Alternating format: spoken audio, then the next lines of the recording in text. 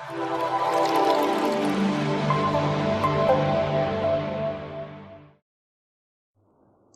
Students, कैसे हैं आप सब।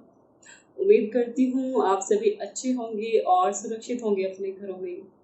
आज एक बार फिर से हम हाजिर हैं आपके अपने YouTube चैनल जिसका नाम है टी स्मार्ट।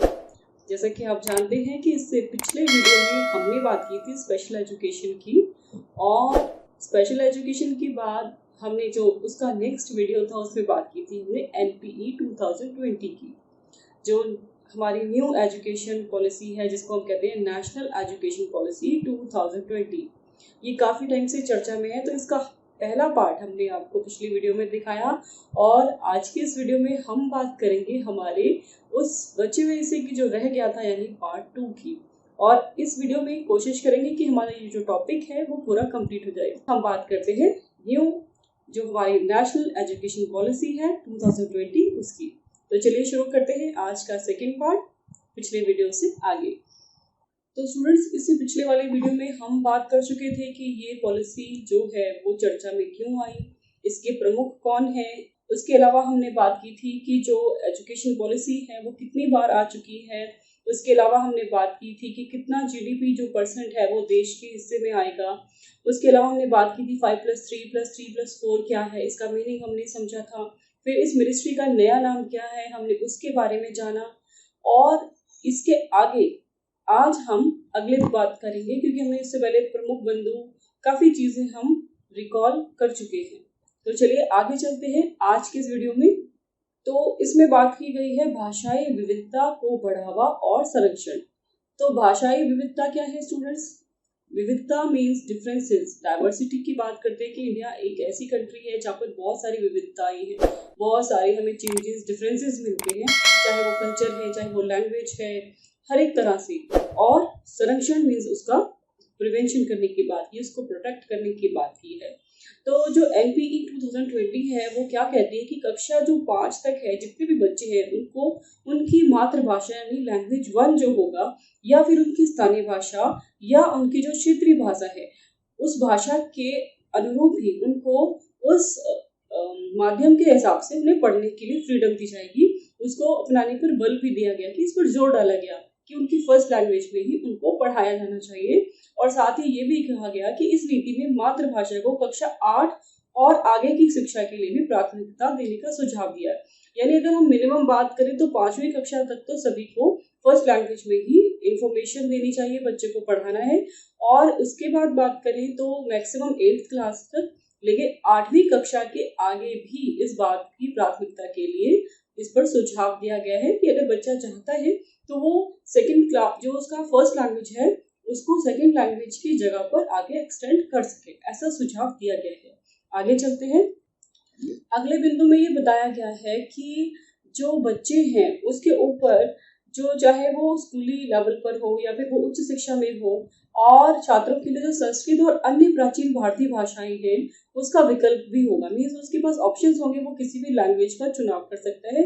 और उसके ऊपर छात्र के ऊपर सबसे बड़ी बात ये होगी कि बच्चे को प्रेशराइज नहीं किया जाएगा, उस पर जोर नहीं डाला जाएगा कि वो दूसरी लैंग्वेज का चुनाव करे। वो अपनी मर्जी से किसी भी लैंग्वेज का चुनाव कर सकता है, किसी भी भाषा का, और अपनी मर्जी से अपने उस माध्यम में आगे की शिक्षा को जारी रख सकता है। इसके अलावा जो ISL है, जो आपने नाम सुना है, इंडियन साइन लैंग्वेज, इसका भी एक योगदान हमें सामने नजर आ रहा है कि जो बच्चे हैं हमारे पास, जैसे आप जानते हैं CWHI यानी चिल्ड्रन विद हियरिंग इम्पेयरमेंट, तो ऐसे बच्चे, उन बच्चों को पढ़ाई के लिए भी शिक्षा में बढ़ावा देने की बात की गई है कि उनके लिए सांकेतिक भाषा इसका चुनाव किया जाए, उसकी जो उनके लिए जो सामग्री है उसका विकास किया जाए, और बच्चे ज़्यादा से ज़्यादा लाभान्वित हो सके, वो उसे पढ़ सके, फायदा उठा सके। तो ऐसी सामग्री का उसे तैयार किया जाएगा, ऐसी सामग्री का चयन किया जा रहा है, और इसके साथ साथ इसे पूरे देश में मानकीकृत किया जाएगा। मानकीकृत क्या होता है? स्टैंडर्डाइज, मतलब स्टैंडर्ड, एक जो हम कहते हैं ना मानक, वो स्टैंडर्ड उसमें रखा जाएगा ताकि एक कॉमन चीज हो, सबके साइंस एक जैसे हो। तो ISL को भी इसमें जोड़ा जा रहा है ज्यादा से ज्यादा बच्चों को फायदा देने के लिए। तो आगे है NPE 2020 के तहत भारतीय भाषाओं के संरक्षण और विकास के लिए भारतीय अनुवाद और व्याख्यान संस्थान यानी Indian institute of translation and interpretation IITI फारसी, पाली और प्राकृत के लिए राष्ट्रीय संस्थान या संस्थानों इनको स्थापित करने के साथ साथ उच्च शिक्षण संस्थानों में भाषा विभाग को मजबूत बनाने और उच्च शिक्षण संस्थानों में अध्यापन के माध्यम से उस रूप में यानी मातृभाषा और स्थानीय भाषा को बढ़ावा दिए जाने का सुझाव भी दिया गया है कि बच्चे जो उच्च शिक्षण संस्थानों में भी यदि शिक्षा प्राप्त कर रहे हैं तो वहां भी उनको ये बढ़ावा मिले और वो ज्यादा से ज्यादा फायदा उठा सके। अब बात करते हैं आगे हम इसके पाठ्यक्रम और मूल्यांकन से जुड़े हुए कुछ सुझावों की। NPE 2020 एक ऐसे पाठ्यक्रम और अध्यापन प्रणाली या विधि के विकास पर बल दिया गया है जिसके तहत पाठ्यक्रम के बोझ को कम करते हुए छात्रों में 21वीं सदी के कौशल के विकास, अनुभव आधारित शिक्षण और तार्किक चिंतन को प्रोत्साहित करने पर विशेष ध्यान दिया जाएगा। तो NPE 2020 जो उसमें क्या कहा गया कि जो बच्चों के ऊपर बर्डन होता है स्टडी का उसको कम करने की कोशिश की गई है और साथ ही साथ ये भी बोला गया कि जो 21वीं सदी का कौशल का विकास है, एक्टिविटी बेस्ड लर्निंग है, स्किल डेवलपमेंट है, लॉजिकल थिंकिंग है, रीजनिंग है, इन सारी चीजों को प्रोत्साहित करने पर जोर दिया जाएगा। आगे चलते हैं। इस नीति में प्रस्तावित सुधारों के अनुसार और क्या क्या होगा, जैसे कि कला और विज्ञान, व्यवसायिक और शैक्षणिक विषयों एवं पाठ्यक्रम व पाठ्येतर गतिविधियों के बीच बहुत अधिक अंतर नहीं होगा।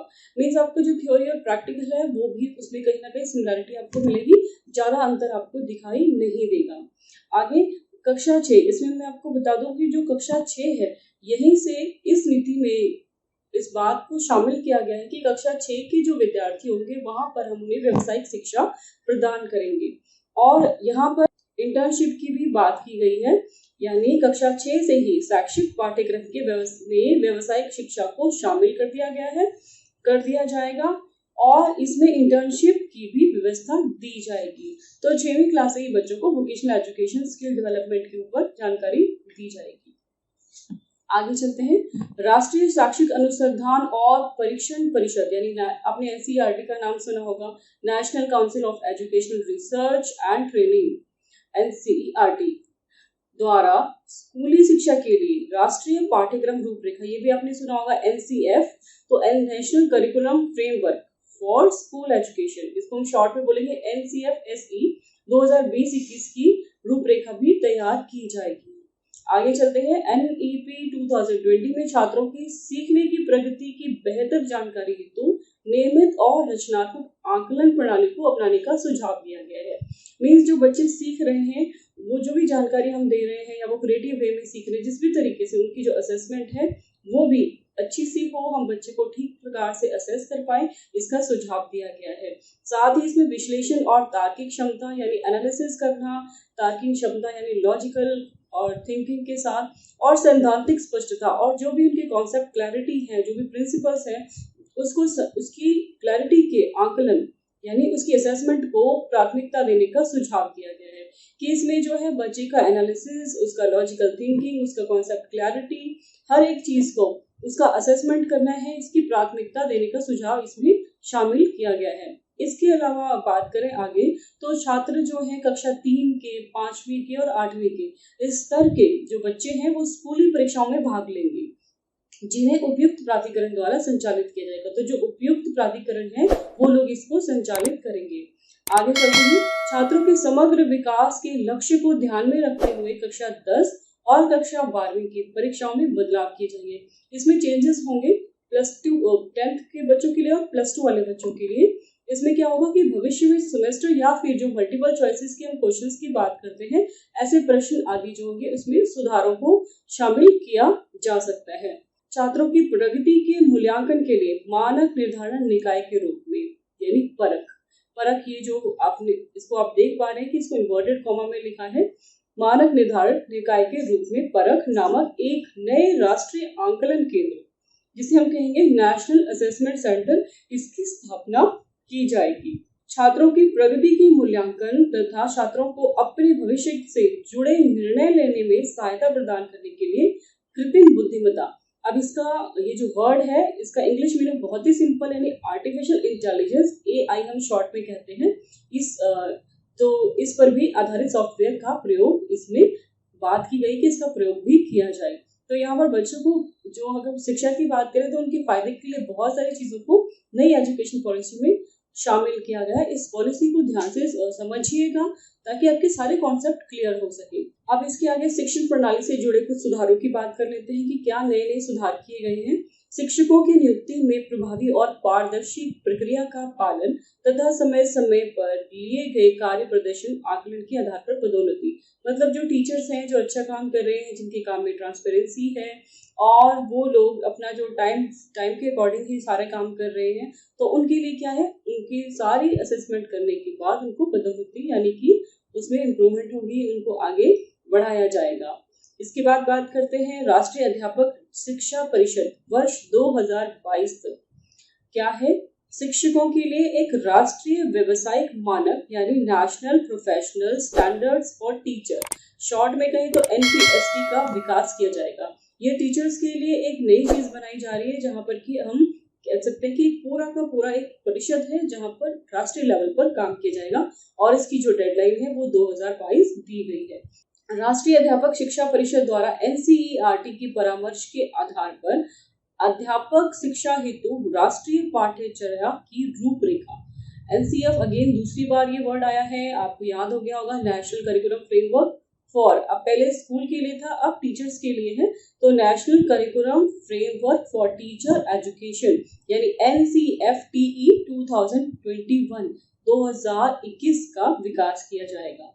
ठीक है, तो NCERT के परामर्श के आधार पर इसको शुरू किया जा रहा है, जो कि सिर्फ यहाँ पर टीचर की बात की जा रही है। उसके बाद बात करते हैं एक और लक्ष्य 2030 तक, वो क्या है, वर्ष 2030 तक अध्यापक के लिए न्यूनतम डिग्री योग्यता डिग्री 4 वर्षीय एकीकृत बीएड, जिसको हम इंटीग्रेटेड बीएड बोलते हैं, तो जो कि 4 सालों की है, 4 वर्षीय एकीकृत बीएड डिग्री का होना अनिवार्य किया जाएगा। तो ये कब तक होगा, 2030 तक। उच्च शिक्षा की ओर देखते हैं, उच्च शिक्षा में और क्या चीजें जोड़ी गई हैं। इसके आगे है उच्च शिक्षा में NPE 2020 के तहत उच्च शिक्षण संस्थानों में सकल नामांकन अनुपात, जिसे हम कहेंगे ग्रॉस एनरोलमेंट रेशियो यानी GER, ये कितना प्रतिशत था, पहले 26.3% और ये था वर्ष 2018 में, इसे बढ़ा दिया गया है और इसे कितना बढ़ाया गया है, इस बार 50% कर दिया गया है। तो ये लक्ष्य रखा गया है। इसके साथ ही देश के उच्च शिक्षण संस्थानों में 3.5 करोड़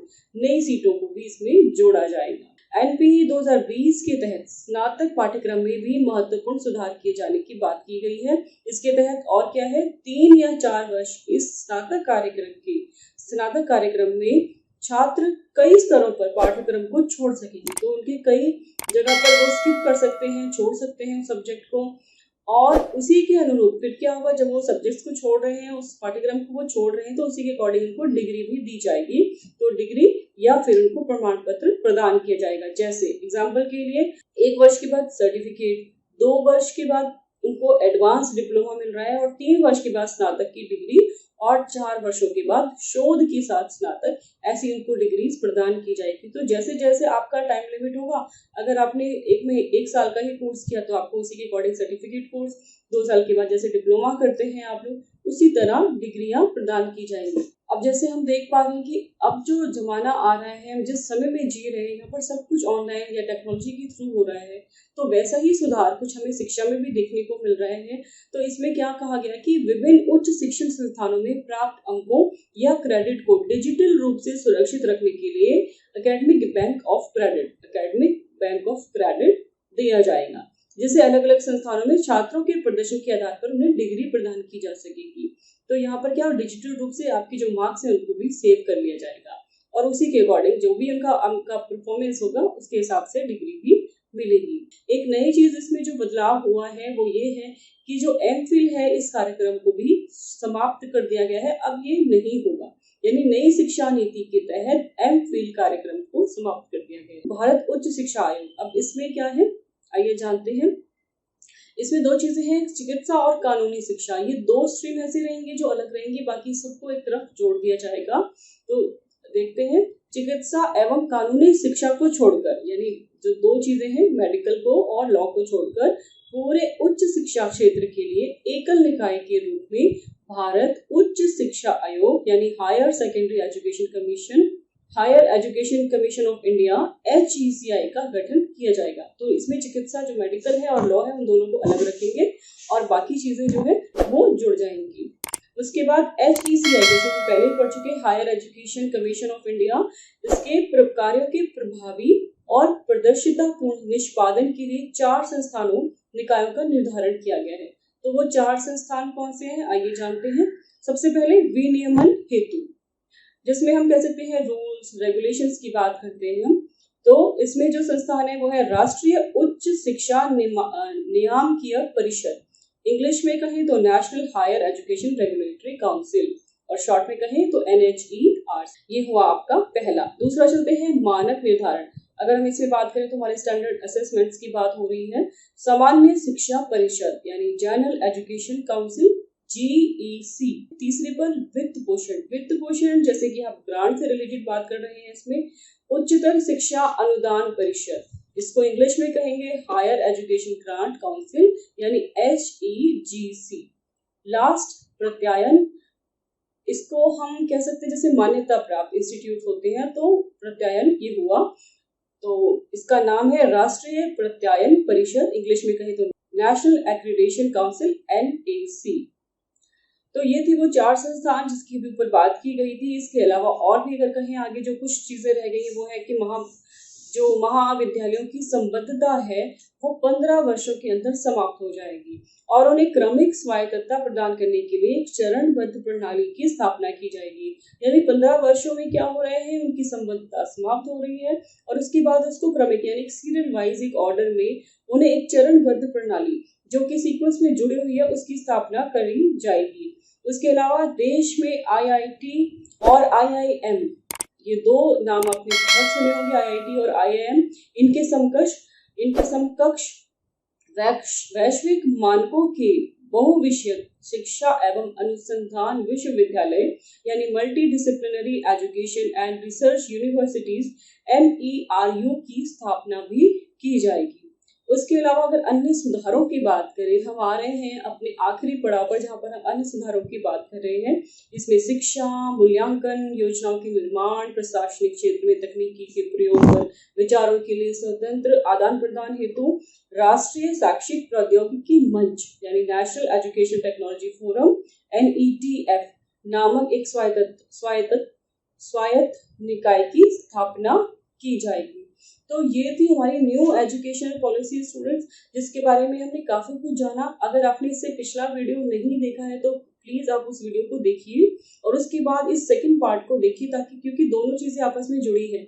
इससे पिछले पार्ट की जानकारी आपको पहले वाले वीडियो में मिल जाएगी। उसके बाद ये नेक्स्ट कंटिन्यूएशन में दूसरा वीडियो था और कोशिश की कि आपको नेशनल एजुकेशन पॉलिसी 2020 के जो भी डाउट्स हैं उसको क्लियर किया जा सके। इसके अलावा अगर आपके कोई डाउट है तो आप कमेंट बॉक्स में जरूर लिखिए और कोई नया टॉपिक अगर आप चाहते हैं कि हम आपके सामने लेकर आए तो वो भी आप हमें जरूर बताइए। हमें बहुत खुशी होगी कि हम आपके दिए गए टॉपिक पर अगला वीडियो बनाएं। तो मिलते हैं अगले नए वीडियो में, तब तक के लिए आपसे विदा लेती हूँ। और अगर आपने इस चैनल को सब्सक्राइब नहीं किया है तो प्लीज इसे लाइक सब्सक्राइब और शेयर भी करें अगर आपको ये पसंद आया है। तब तक के लिए धन्यवाद।